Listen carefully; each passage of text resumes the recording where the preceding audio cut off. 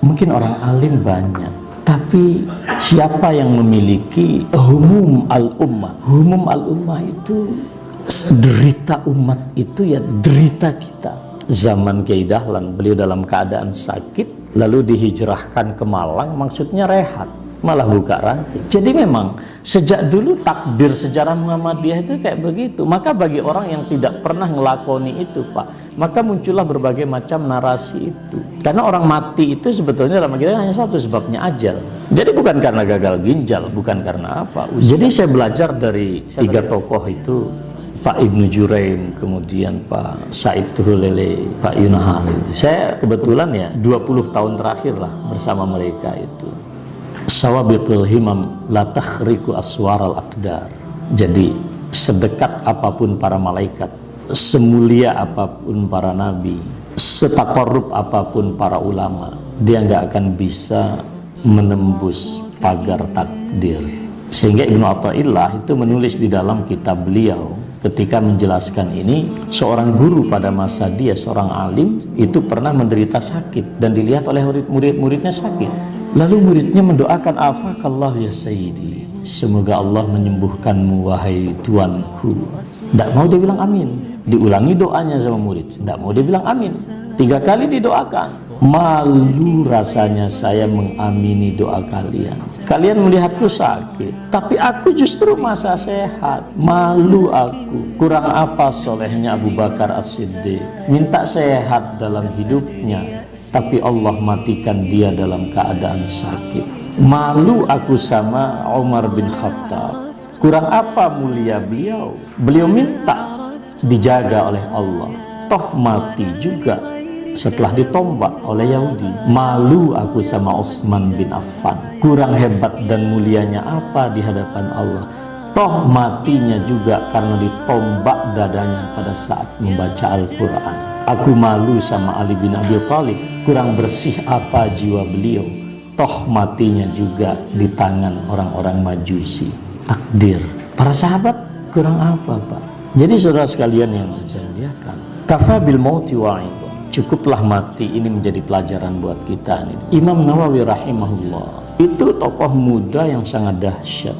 Bahkan tidak ada satu kitab yang jumlahnya lebih banyak setelah Al-Quran daripada Riyadhus Shalihin. Imam Nawawi rahimahullah itu beliau itu punya seorang murid utama namanya Ibnu Atta. Yang ini saya katakan tentang Imam Nawawi rahimahullah, beliau ini adalah tauladan di dalam 3 persoalan utama. Satu adalah cinta ilmu, karena hidup beliau ini, Pak, dari pagi sampai terus 24 jam hidupnya itu nuntut ilmu. Disekolahkan oleh ayahnya, sampai ayahnya waktu itu di sepertiga akhir malam, di malam-malam ganjil Ramadan itu bermimpi. Dan Imam Nawawi waktu itu usianya 7 tahun. Dia bermimpi melihat tiba-tiba ada cahaya yang begitu terang masuk ke dalam rumah Nawawi ini. Ayahnya bingung, ada apa ini? Lalu ditanyakanlah pengalaman beliau kepada gurunya Imam Nawawi, dan jawabannya ketika itu adalah sayakunu lahu sya'nu. Ini anakmu ini, nanti di kemudian hari dia akan punya urusan yang begitu agung untuk umat ini.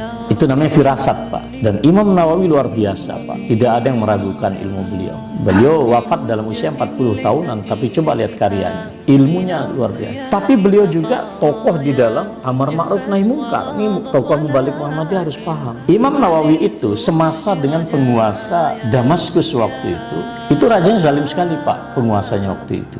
Zalimnya itu sampai pada tingkat dia ingin mengambil alih semua harta orang yang ada di situ, harta tanah orang, alasannya untuk kepentingan negara. Para ulama ditekan untuk menandatangani fatwa bahwa boleh bagi ulil amri mengambil alih hak milik rakyat. Semua ulama yang ada di Damaskus, di Suriah, di Syam ini sekarang Suriah, itu sepakat terhadap fatwa itu, kecuali satu orang namanya Al-Imam An-Nawawi.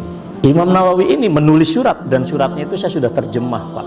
Pada masa raja itu berkuasa terjadi paceklik, banyak hewan-hewan mati, pertanian rusak, harga inflasi melambung, dan dia tulis surat dengan bahasa yang sangat santun. Wahai penguasa ini, dan kamu akan dimintai pertanggungjawaban di hadapan Allah. Dia nulis, Pak, nulis surat, tanda tangan Imam Nawawi. Kalau mubalik Muhammadiyah nggak berani kayak begitu, nggak usah jadi mubalik. Siapa yang tidak setuju terhadap keputusan negara ini? Dia bilang kami ulama setuju, boleh bagi pemerintah mengambil alih tanah rakyat. Hadirkan Imam Nawawi di sini. Hai Imam Nawawi, mengapa kamu tidak setuju fatwa yang sudah didraft oleh para ulama di Damaskus?